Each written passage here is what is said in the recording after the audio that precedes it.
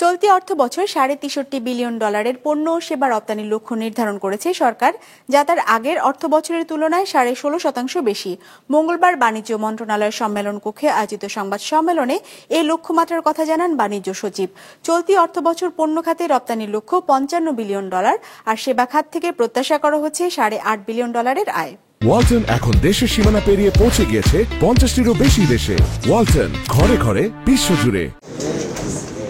প্রতি অর্থ বছরের শুরুতেই বাণিজ্য মন্ত্রণালয় প্রাক্কলন করে থাকে সেই অর্থ বছর সরকার কি পরিমাণ রপ্তানি আয় প্রত্যাশা করছে।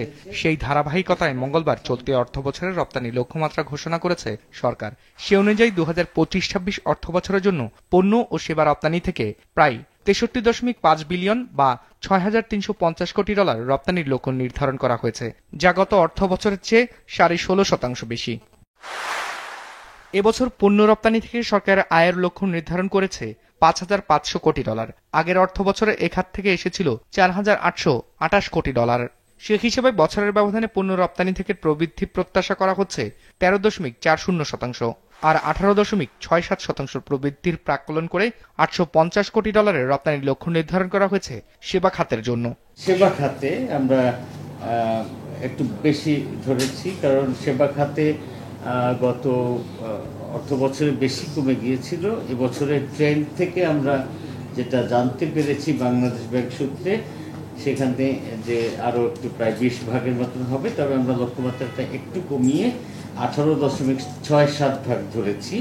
2025-26 অর্থ বছরের জন্য দেশের ওভেন পোশাক থেকে রপ্তানির লক্ষ্য দেওয়া হয়েছে $2,079 কোটি, আর নিট পোশাক থেকে $2,370 কোটি আয়ের লক্ষ্য দেওয়া হয়েছে চলতি অর্থ বছরের জন্য। সেই হিসাবে তৈরি পোশাক থেকে মোট আয়ের লক্ষ্য নির্ধারণ করা হয়েছে $4,449 কোটি, যা তার আগের অর্থ বছরের তুলনায় $515 কোটি বেশি। যে লক্ষ্যমাত্রাটা দেওয়া হয়েছে আমরা মনে করি এটা অ্যাচিভেবল, এবং আমাদের কিন্তু প্রত্যাশা এর চেয়ে বেশি এখন, কারণ ওনারা যে সাফল্যটা অর্জন করেছেন এবারে নেগোসিয়েশনে, এইটার একটা ভালো ফল কিন্তু আমরা প্রত্যাশা করছি।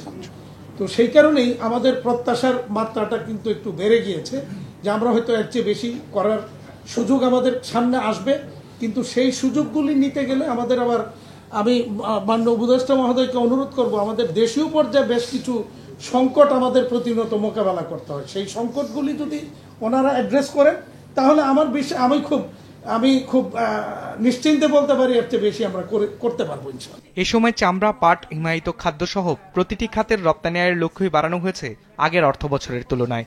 লক্ষ্য নির্ধারণের ক্ষেত্রে পণ্য ও বাজার সম্প্রসারণ, বাজার বহুমুখীকরণ, বিশ্ব বাণিজ্যের সাম্প্রতিক গতিধারা সহ বিভিন্ন বিষয়ে আবেদন নেওয়া হয়েছে বলে জানানো হয় বাণিজ্য মন্ত্রণালয়ের পক্ষ থেকে।